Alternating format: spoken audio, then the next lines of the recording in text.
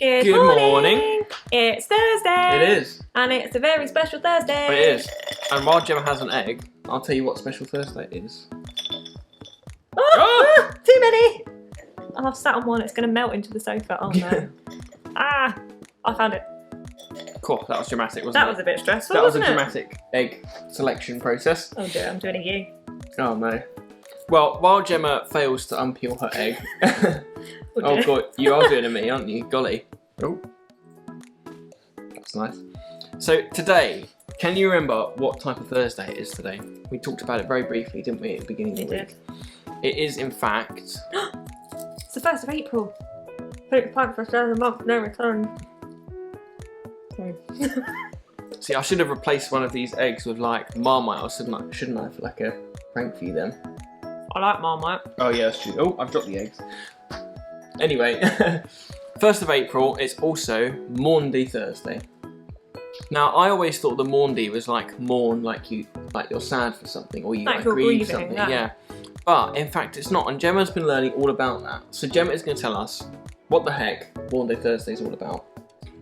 Yeah, so I ate that chocolate in well good time. You did, yeah. So I'm just going to recap actually what happens on Maundy Thursday first. Because that's really important that we know the story. It's a good story too. So, Maundy Thursday is the day when Jesus has the Last Supper with his disciples. And here is a very famous painting that depicts like what it might have looked like. So it helps us to kind of look like, think about what it might have looked like. They're celebrating Passover, which is a Jewish festival, where Jesus then breaks the bread and shares the wine.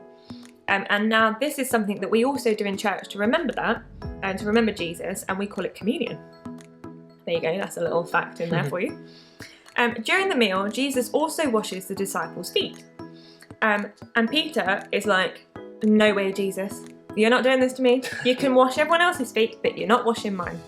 Now, everyone's feet would have been really quite minging. Yeah. I don't think Peter's were like especially minging. He just really didn't want to do that. No, but they wore sandals and it was dusty and dirty and it wasn't a nice job, basically. No. But Jesus replies to Peter and he goes, unless I wash your feet, you have no part with me. Cool. And so then Peter replies, well then, Lord, not just my feet, but wash my hands and my head as well. Like, if you're going to wash me... Give me a shower. Give me like a proper bath. Yeah. So, all of that happened, and also on this incredibly eventful day, Judas had been in cahoots with the Roman soldiers who were already plotting to kill Jesus. And Judas made a deal with them to give them Jesus in return for 30 silver coins. After the disciples had finished eating, Jesus took Peter, James and John to the Garden of Gethsemane to pray, because Jesus knew what was going to happen. He just knew, didn't he? And so he prayed to God. He's like, I don't want this to happen. Please take this away from me. But it's not my will. It's your will that must be done for God. So during this time while Jesus was praying and the other disciples were asleep because, it was probably quite late, Judas arrived and he kissed Jesus. And that was a typical friendly greeting, which actually, a bit ironic, it was the sign to the Romans to arrest Jesus. And Jesus was arrested, and now tomorrow we're going to carry on the story and see what happens next. So that was just a bit of a whirlwind whistle-stop tour about It was an eventful day, wasn't Thursday. it? It was very eventful. But among this very important and amazing story, what I never knew until I looked it up today for us was what Maundy means. Now, we said that we thought it was something to do with grieving and like mourning. And people normally question why Good Friday is called Good Friday when it was such a bad Friday. And I don't have an answer for that. But I do now know what Maundy means. So Maundy is the ceremony of washing the feet of the poor. So that makes sense. And it also derives from the Latin word mandatum. Oh, which means that's a fun word to say, sorry. Which means to command.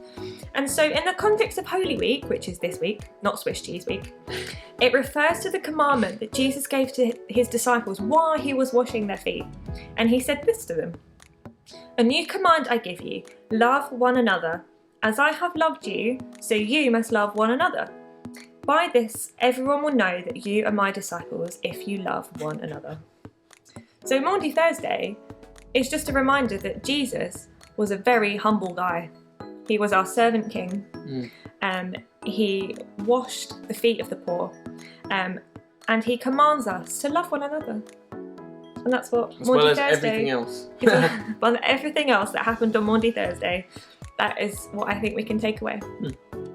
Very interesting, Yeah. isn't it? Well, I think so anyway. I think so too. I'm going to write another green thankfulness Another note green today. one. I'm going to go for pink. You know what? I'm going to be thankful for Google, because I've had loads of questions this week, haven't I? Really, really random. What if? Or does this happen if this happens? Or how do you like? How do you make like cheesecake? You know, all of those like kind of questions. And I just Google it and like find some research, and then I know. So I'm thankful for Google.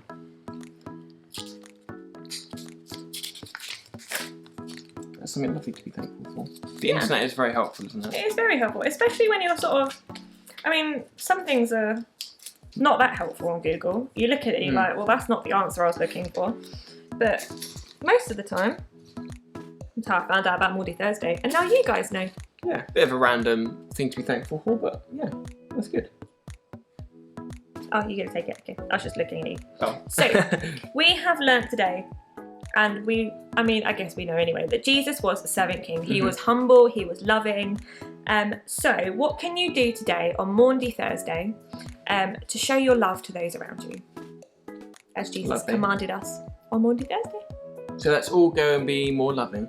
Loving and humble and wonderful. As you already are, we know you are. Have a good day. We'll See you tomorrow. Bye.